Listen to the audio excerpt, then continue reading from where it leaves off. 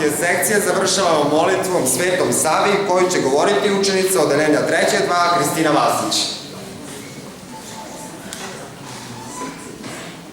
Veliki ukrase među svetiteljima, bogomudri oče Savo, molimo ti se, mi, sluge tvoji, i pripadajući vapimo ti.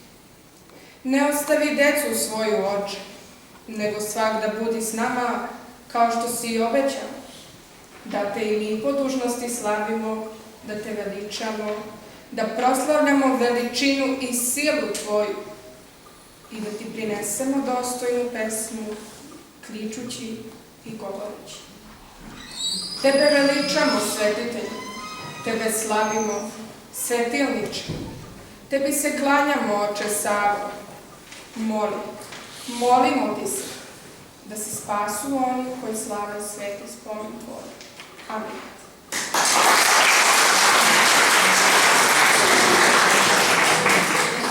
Ja ću najaviti pevačku grupu Niško Zona. Ona je vokalno-instrumentalni sastav koji neguje tradicionalnu muziku Balkana. Osnovana je 2012. godine i od tada je prisutna na raznim kulturno-umetničkim i tradicionalno-folklornim manifestacijama. Izdvojit ćemo samo neke. Internacionalno takmičenje horova u Bijeljini 2013. godine, internacionalne horske svečanosti u Nišu 2014. godine, Nišel 2014. Palilulsko veče 2014.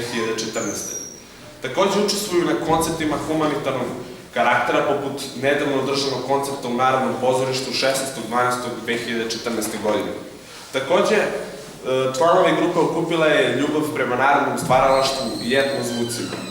Cilj etno grupe Niško Zone je očuvanje narodnih izvornih melodija i pesama, kojima daje lični pečat i moderni zvuk. Na taj način nastoji da ovu muziku otrgne od zaborava i približi publici svih generacija.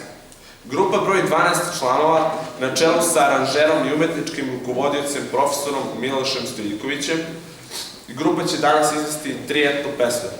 Prva je Žubor voda žuborila, druga je Svu noć mi Bibl prepeva i treća Mesečina uživajte.